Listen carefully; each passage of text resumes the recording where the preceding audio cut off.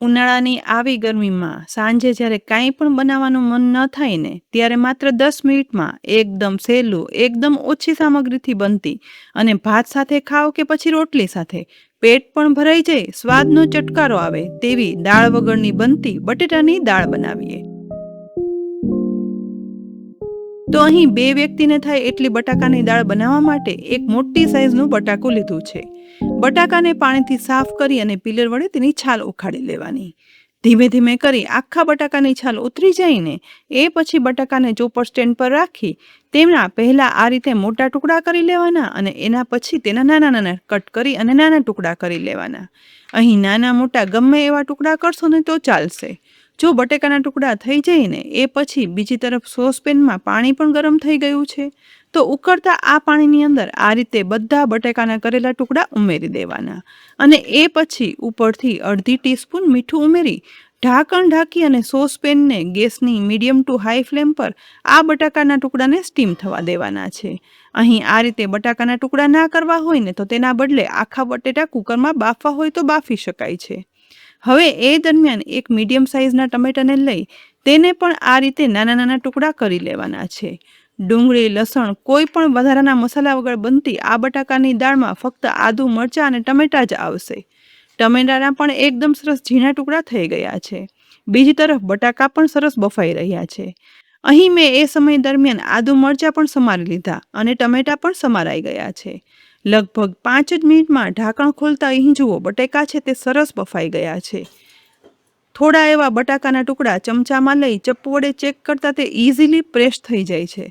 એટલે કે આવા બટાકાના ટુકડા એકદમ સરસ સોફ્ટ બાફવાના. હવે ગેસની ફ્લેમ બંધ કરી દઈશું અને સોસપેનને નીચે ઉતારી લેવાની. કિચન સ્ટેન્ડ પર સોસપેન રાખી બટાકા ગરમ જ હોય ને ત્યારે મેશરની મદદથી આ રીતે બટાકાના ટુકડાને પાણી સાથે જ મેશ કરવાના છે. કારણ કે આ પાણીની અંદર પણ બટાકાના ગુણ હોવાના અને આ પાણીનો ઉપયોગ આપણે દાળના રસા તરીકે કરવાના છીએ. અને આ ટુકડા એવી રીતે કરવાના કે સાવ મોટા પણ ટુકડા ના હોવા જોઈએ અને નાના પણ ના રહેવા જોઈએ. બહુ વધારે ઝીણું પણ મેશ ન થઈ જવું જોઈએ. અહીં જુઓ બટેટા બધા પાણીની અંદર સરસ મેશ થઈ ગયા છે અને એક ઘટ મિશ્રણ તૈયાર થયું છે જે બિલકુલ દાળ જેવું લાગે છે. બસ આમાંથી જ આપણે બટાકાની દાળ સહેલી રીતે વઘારવા માટે ગેસની લો ફ્લેમ પર ગરમ થતી કઢાઈમાં 2 ટીસ્પૂન તેલ ગરમ કરવા માટે ઉમેરી દેવાનું. ગરમ થતા તેલને અંદર 1/4 ટીસ્પૂન રાઈ, 1/4 ટીસ્પૂન જીરું ઉમેરવાનું. સાથે આખા સૂકા મસાલામાં લાલ મરચાં, તજ, લવિંગ ઉમેરી દેવાના. મીઠા લીમડાના પાન પણ ઉમેરશું જેથી વઘાર એકદમ સુગંધીદાર થાય. બધું ચલાવી અને મિક્સ કરતા સાતળતા અહીં જુઓ વઘારમાં બધું ફૂટી અને ઉપર આવવા લાગે સાથે તજ લવિંગની સુગંધ આવવા લાગે ને એટલે આ સમયે તેમાં ઉપરથી 1/8 ટીસ્પૂન જેટલી હિંગ ઉમેરી દેવાની. હિંગ તુરંત જ સરસ સતરાય અને વઘારમાં સરસ સુગંધ આવશે. એટલે બધું મિક્સ કરી આ સમયે સમારેલા મરચાંના ટુકડા, આદુના ટુકડા ઉમેરી અને સહેજ એવા મિક્સ કરી દઈશું જેથી મરચાંની તીખાશ અને આદુની ફ્લેવર આખા વઘારમાં બેસી જાય. સાથે સાથે ઝીણા સમારેલા ટમેટા છે ને તે પણ ઉમેરી દેવાના છે અને એક વખત બધું વઘારમાં સરસ રીતે મિક્સ કરી દેવાનું જેથી એક સરખો વઘાર ટમેટા, મરચાં, આદુમાં બેસી જાય. સાથે આ સમયે મસાલા પણ કરી લેવાના છે. તો 1/4 ટીસ્પૂન જેટલો હળદર પાવડર, અડધી ટીસ્પૂન અથવા તો સ્વાદ પ્રમાણે લાલ મરચું પાવડર ઉમેરવાનું અને અડધી ટીસ્પૂન મીઠું ઉમેરી દેવાનું.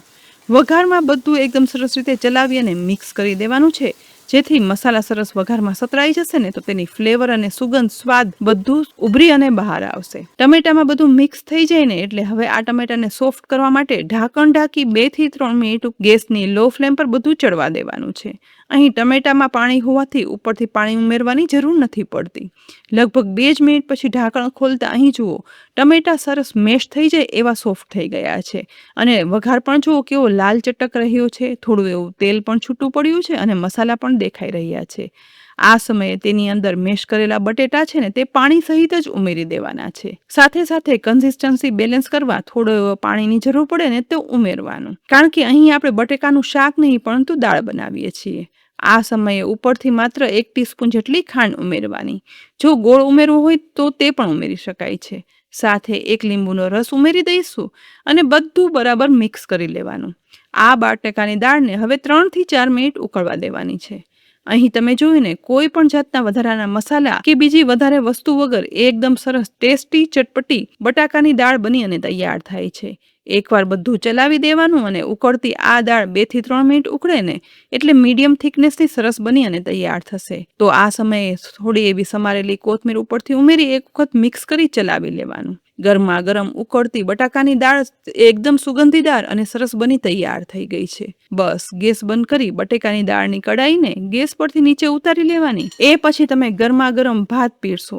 અહીં જો આ દાળ રોટલી સાથે ખાવી હોય ને તો રોટલી પણ પીરસી શકાય અને સાથે બટેકાની મસ્ત મજાની સુગંધીદાર વઘાર સાથે બનતી ટેસ્ટી દાળ પીરસવાની.